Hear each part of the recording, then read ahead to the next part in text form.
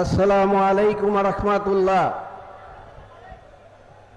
সিলেট বিভাগীয় 11 দলীয় ঐক্যের সমাবেশের সম্মানিত সভাপতি, প্রধান অতিথি, বিশেষ অতিথিবৃন্দ, 11 দলীয় ঐক্যের নেতৃবৃন্দ, বিভাগীয় নেতৃবৃন্দ, সাংবাদিক ভাইয়েরা এবং প্রশাসনের বন্ধুগণ,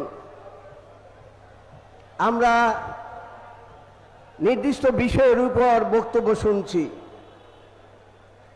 আমরা এখন বাংলাদেশের প্রতিটা মানুষ বিষয়টা অবগত হয়েছি। আমি ইতিহাসের আদালতে দাঁড়িয়ে দু একটা বিষয় উল্লেখ করব আপনাদের সামনে ইনশাআল্লাহ।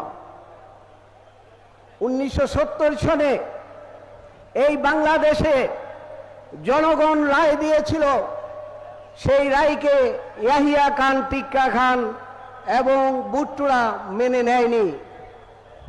এই জনরায়কে না মেনার পরিণতি হয়েছিল পাকিস্তান দ্বিখণ্ডিত হয়ে 71 সনে বাংলাদেশের জন্ম হয়েছিল।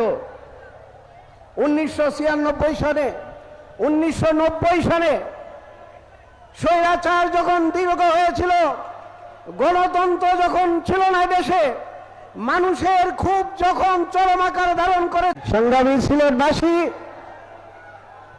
আমরা যে খবর আপনাদেরকে দিতে চাই,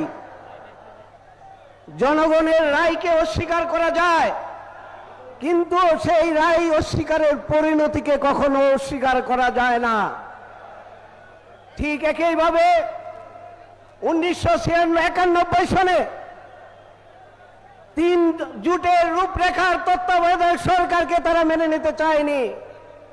এই বিএনপি যখন জনগণ ফুঁসে উঠেছিল, তখন 96 সনে সেই তত্ত্বাবধায়ক সরকারের আইন পাস করতে বাধ্য হয়েছিল। একইভাবে 2004 সনে আবারও সেই বিএনপি জাতীয় সংকট তৈরি করেছিল।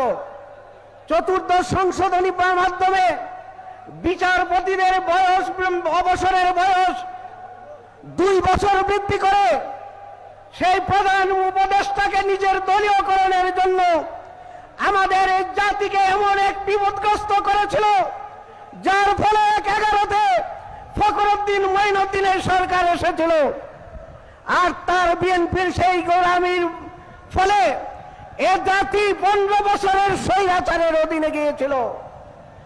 একইভাবে এই গণ অভ্যুত্থানের পর, 24শে গণ অভ্যুত্থানের পর একইভাবে বিএনপি জাতিকে আবার নতুন অনিশ্চয়তার দিকে ঠেলে দিচ্ছে।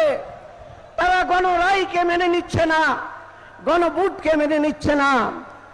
ক্ষমতা বদলায়, চেয়ার বদলায়, কিন্তু জনগণের রায় বদলায় না।